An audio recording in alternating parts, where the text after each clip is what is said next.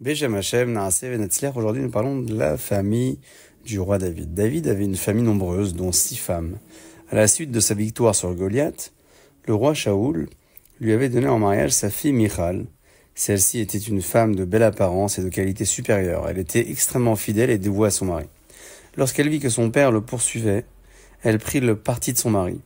Un jour, elle le fit descendre par la fenêtre pour échapper à son père. Elle lui sauva ainsi la vie.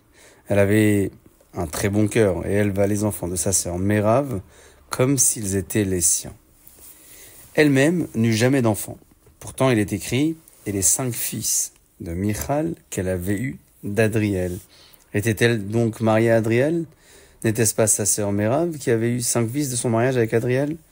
C'est que la Torah la considère comme leur mère, car celui qui élève des orphelins chez lui est comme s'il leur avait donné naissance. Michal était si vertueuse qu'elle accomplissait toutes les mitzvot de la Torah, même celles dont les femmes sont exemptées. Par exemple, de mettre les téphilines. Pourtant, une fois, Michal ne se conduisit pas convenablement. Elle en fut sévèrement punie. Lorsque David fit reprendre l'Aaron d'Hachem, l'arche sainte de la maison d'Oved, les Domites, et le ramena à Jérusalem, il accompagna le cortège. Transporté de joie, il dansa follement sans prendre égard à son rang, comme s'il était un homme du peuple.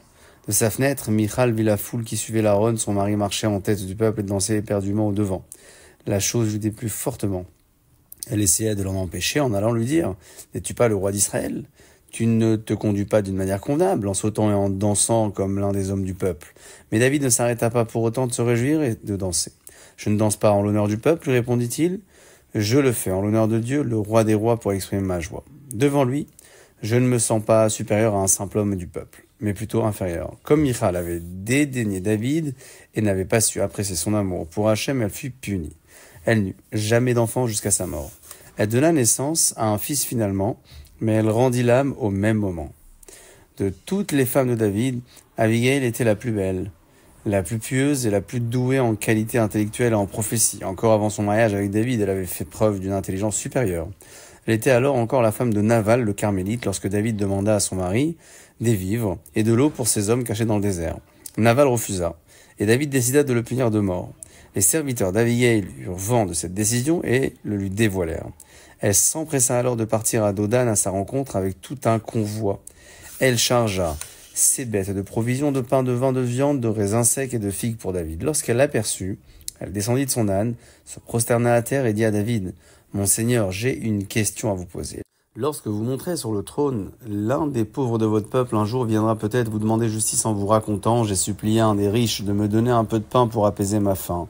Il me l'a refusé et je l'ai tué dans ma colère. À présent, ses fils veulent venger son sang et me poursuivent pour me tuer. Je viens chercher refuge chez votre majesté et je vous supplie de me juger équitablement. Je n'ai donc pas tué le riche par méchanceté.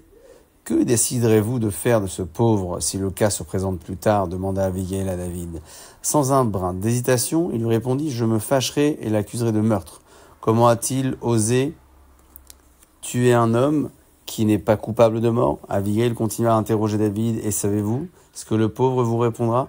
Il vous dira « Vous aussi vous avez tué Naval le Carmélite lorsqu'il vous avait refusé des vivres. » David reconnut qu'elle avait raison et la remercia de l'avoir empêché de verser du sang. Abigail était aussi douée de prophétie, étant l'une des 7 prophétesses qui existèrent au monde. Au Gan Eden, elle eut le privilège d'être placée au 5e niveau et il n'en existe que 7, juste au-dessus de Noé, Maot, Matrial, Sarah, Rivka, Rachel et Léa. David eut de nombreux fils, l'un d'eux, Kilav, fils d'Abigail, était un grand sadique. Il s'appelait en réalité Daniel, et pourquoi le nommait-on Kilav? C'est que de méchantes personnes prétendaient qu'il était le fils de Naval, le premier mari d'Abigail, et non pas de David. Que fit Hachem? Il donna à Daniel des traits de visage semblables à son père David. Il lui ressemblait tellement qu'on disait « c'est Kuloav », c'est-à-dire c'était exactement son père. De là son nom Kilav. Ce fils de David était un grand érudit très versé dans la Torah, il avait de qualités exceptionnelles et il était aussi vertueux que son père et sa mère. Il fut l'une des rares personnes au monde qui accéda au Gan Eden de son vivant. Les 2 enfants qui ne lui ajoutèrent pas beaucoup de gloire furent Avshalom et Adoniyahu, fils de Chagit. Les 2 essayèrent de monter sur le trône et de s'emparer du pouvoir. Beau et attrayant, Avshalom voulut prendre le trône encore du vivant de son père et mena une révolte contre lui. Adoniyahu, lui, essaya de succéder à son père contre sa volonté à la place de Shlomo. Tous 2, Avshalom et Adoniyahu, furent tués comme punition pour avoir peiné leur père, roi d'Israël et bien-aimé d'Hachem. Baruch Adonai Leolam, Amen ve Amen.